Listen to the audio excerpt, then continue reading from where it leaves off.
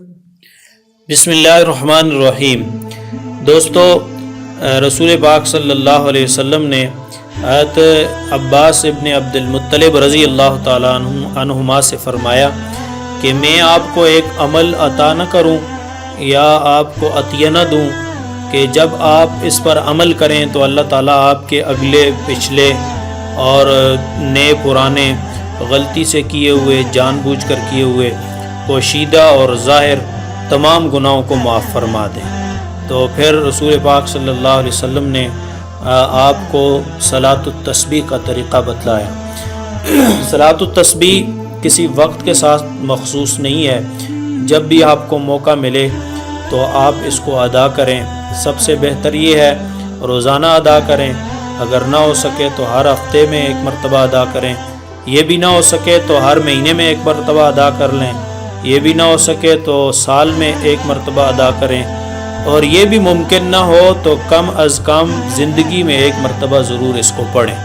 صلاۃ التسبیح پڑھنے کا طریقہ یہ ہے کہ آپ 4 رکعت نماز کی نیت باندھیں، اس کے بعد ثنا پڑھیں، ثنا کے بعد آپ نے 15 مرتبہ ان کلمات کو پڑھنا ہے: سبحان اللہ والحمد للہ ولا الہ الا اللہ واللہ اکبر۔ پھر اس کے بعد آپ سورہ فاتحہ پڑھیں، اور سورہ فاتحہ کے ساتھ کوئی دوسری سورت ملائیں قرآن پاک کی۔ اس کے بعد آپ 10 مرتبہ ان کلمات کو پڑھیں: سبحان اللہ والحمد للہ ولا الہ الا اللہ واللہ اکبر۔ اس کے بعد آپ اللہ اکبر کہہ کر رکوع میں جائیں۔ رکوع میں سبحان ربی العظیم 3 مرتبہ پڑھنے کے بعد پھر ان کلمات کو آپ 10 مرتبہ پڑھیں۔ پھر رکوع سے کھڑے ہو جائیں، اور کھڑے ہو کر آپ جس کو قومہ کہتے ہیں اس کے اندر 10 مرتبہ ان کلمات کو پڑھیں۔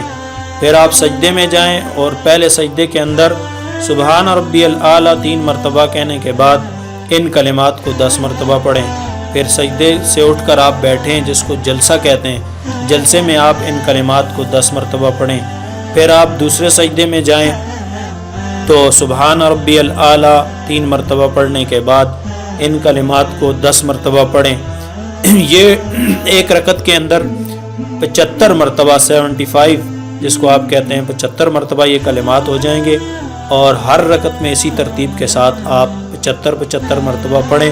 ٹوٹل میزان ان کی 300 ہو جائے گی، تو آپ کی 4 رکعت نماز ان 300 کلمات کے ساتھ پوری ہو جائے گی۔ اللہ تبارک و تعالی ہر ایک کو روزانہ یہ نماز پڑھنے کی توفیق عطا فرمائے۔ جزاک اللہ خیر۔